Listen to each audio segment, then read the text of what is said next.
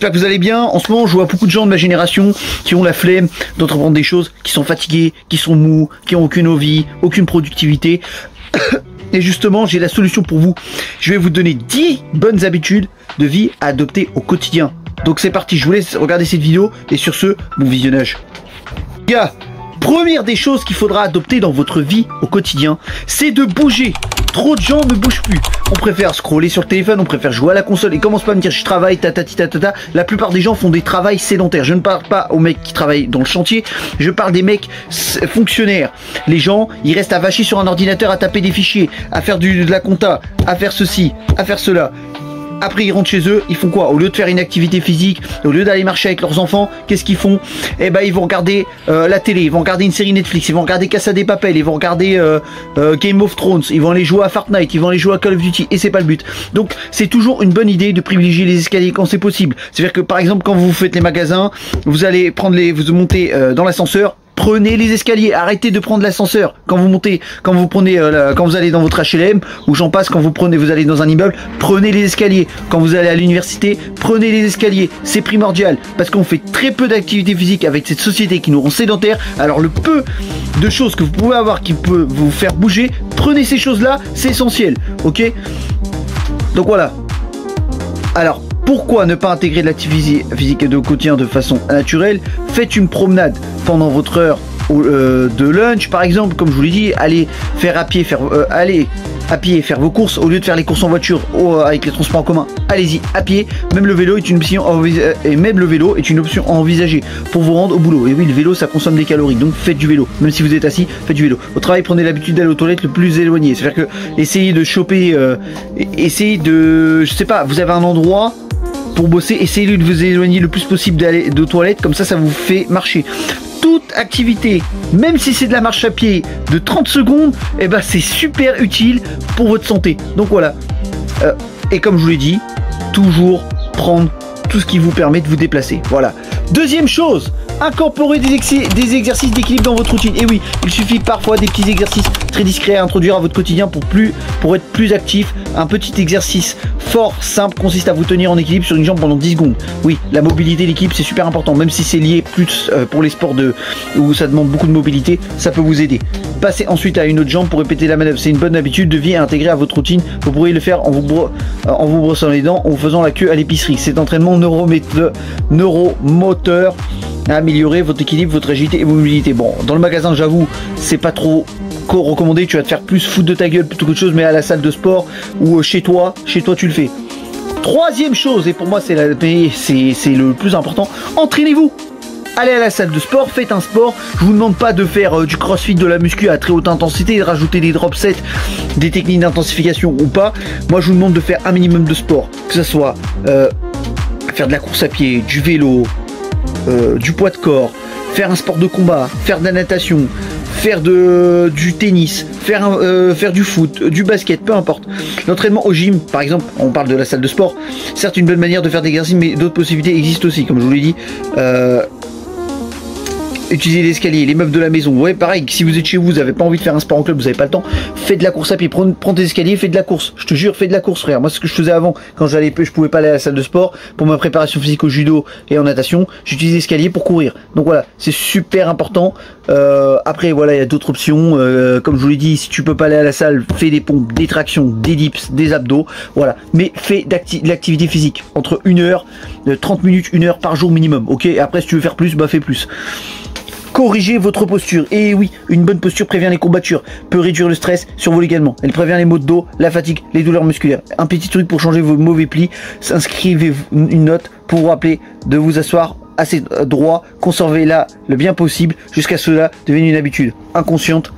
Ok, adoptez une meilleure posture prend un peu de temps, mais les effets positifs se feront sentir à moyen terme sur votre santé globale. Cinquième chose, et pour moi c'est encore aussi important que s'entraîner, manger mieux. Et oui, l'alimentation, c'est indispensable. On vous dit que l'alimentation, oui, mais moi je m'en fous, j'ai un physique sans passer par la bonne bouffe, moi j'ai un déficit calorique, moi le premier, je suis un hypocrite en vous disant ça, moi je suis le premier à dire ouais, mais je peux me faire plaisir, je peux faire des écarts parce que j'ai une bonne dépense calorique, vous le voyez, je suis un athlète hybride, je fais beaucoup de sport, je fais de la natation, là encore tout à l'heure je viens de nager 2 heures, à très haute intensité, je fais beaucoup de courses à pied, je fais des entraînements type triathlon en salle de sport, je fais de la boxe, je fais du crossfit et je fais de la muscu. Donc voilà, moi je suis le premier à dire que je peux me faire un écart. Mais manger des aliments bruts et non transformés. C'est-à-dire que vous pouvez manger 3 assiettes de lentilles, 3 assiettes de riz, mais si tu dépenses, hein, parce que si tu dépenses pas, n'y pense même pas. Faut calculer tes calories. Mais manger des aliments bruts et non transformés. Je vous demande pas de faire 400 grammes de riz, 400 grammes de blanc de poulet. Tu dois manger ça, sinon faut que t'arrêtes de manger, faut que tu sortes de table et faut que t'aies encore faim. Non, non, non, non. Ça, si tu veux faire une sèche en muscu. Là, on parle de toi qui va être en bonne santé. Mange des aliments bruts et non transformés. Mange des produits qui sont sains. Arrête tout ce qui est sucre additif, arrête tout ce qui est bonbon, arrête d'aller au McDo, arrête de manger les fast-food, arrête de manger des tacos 4 viandes, ça va détruire ta santé, ok, ta santé physique, et tu vas détruire ton espérance de vie, tu vas diminuer ton espérance de vie. Donc voilà, bien s'alimenter nécessite des efforts, mais les résultats en vaudront la peine. L'alimentation joue un rôle crucial sur votre santé, comme je vous le dis, oui, ça joue un rôle crucial. Bien manger est donc un aspect essentiel sur une bonne hygiène de vie. Parvenir à manger sainement nécessite parfois des ajustements. Un bon début consiste à préparer soi-même ses repas. Préparez-vous vos repas, achetez vos repas achetez vos aliments dans les magasins et préparez vos propres repas. N'achetez pas de boîtes de conserve, n'achetez pas des produits préparés. Vous savez, les petites boîtes, je sais plus comment ça s'appelle là, les trucs conservateurs là, sans conservateur là, les grosses gamelles que t'achètes dans les magasins là, les plats préparés, voilà, ça s'appelle comme ça. Pareil, les sandwichs triangles dans les stations d'essence. Moi, j'aime bien me faire un petit plaisir de temps en temps. Quand j'ai pas le temps, j'aime bien m'en acheter un. Mais voilà, évitez ces trucs là, c'est rempli, y a rien, c'est pas consistant et puis ça te cale pas et puis t'as encore plus faim. Donc voilà, et tu vas en manger plus et c'est là où tu vas grossir sans t'en rendre compte. Donc voilà. 6e chose, et oui les gars, buvez un verre d'eau supplémentaire par jour. Moi je vous ai toujours dit 1 litre d'eau par jour, mais voilà, t'as pas forcément envie de boire de l'eau, ok. Essayez de rajouter des petits jus de sirop par-ci par-là. Voilà, les bienfaits de l'eau sur le corps humain sont nombreux. L'eau, je vous cite les bienfaits de l'eau. L'eau aide notamment à maintenir une température normale, lubrifier les articulations, permet de l'activité neurologique du cerveau et en plus d'éliminer les déchets. L'eau représente 60 à 70% de notre poids. Il est donc impératif d'en boire pour que notre corps fonctionne mieux. Trop souvent, on ne s'hydrate pas suffisamment. Et oui, toi, tu me regardes, tu t'hydrates pas suffisamment. Ouais, mais moi, je fais pas de sport, j'ai pas soif. Je cherche pas à boire, je suis tout le temps assis. En bois un petit coca de temps en temps, ça fait du bien. Ouais, mes frères, bois un peu d'eau. Je te dis, mets du jus de sirop, mets un sirop de fraise, un sirop d'abricot. Tu vas voir que l'eau passera mieux. Donc voilà, tu dois boire 1 litre d'eau pour être en meilleure santé, pour pas avoir des problèmes gastriques et j'en passe. Et pour améliorer ton espérance de vie. Donc voilà, on peut toutefois affirmer que 1,5 à 2 litres d'eau par jour représente une bonne moyenne. Moi, je vous ai toujours dit 1 litre d'eau. Ok, mais voilà, entre 1 à 2 litres d'eau par jour, c'est déjà suffisant, largement. Ok, si vous faites partie de ceux qui doivent boire davantage, commencez par prendre un verre d'eau supplémentaire par jour pour lui donner un peu de goût. Ajoutez du fruit, comme je vous l'ai dit, des fruits, voilà. Je vous ai dit d'ajouter des fruits, fruits de la passion, fraises, abricots, pêche, framboise, grenadine, enfin grenadine c'est la framboise, pardon. Enfin c'est la fraise, pardon. Orange, peu importe. Rajoute des sirops pour que ça passe mieux l'eau. Voilà. 7e chose, commencez votre journée par un petit déjeuner sain. Dans l'article il dit qu'il faut prendre un petit déjeuner sain. Moi, tu peux te passer ton petit déj, ok. Moi, je fais du jeûne intermittent. Je prends un café un café pour mieux. Bon, je veux pas te définir, mais t'as compris, ok. Pour couper la faim, ok. Prends un petit déjeuner. Ça te coûte. Moi je trouve qu'à jeun on est plus performant. Des fois moi ça m'a déjà arrivé de m'entraîner à jeun. Oui, j'ai que le café dans le ventre, donc on peut pas dire que ça compte. Mais prends pas un gros petit déjeuner, parce que moi je vois des mecs pancakes, je prends 10 pancakes, 3 bols de cornflakes, du riz, du poulet. Mais vas-y frère, prends un buffet à volonté aussi entier.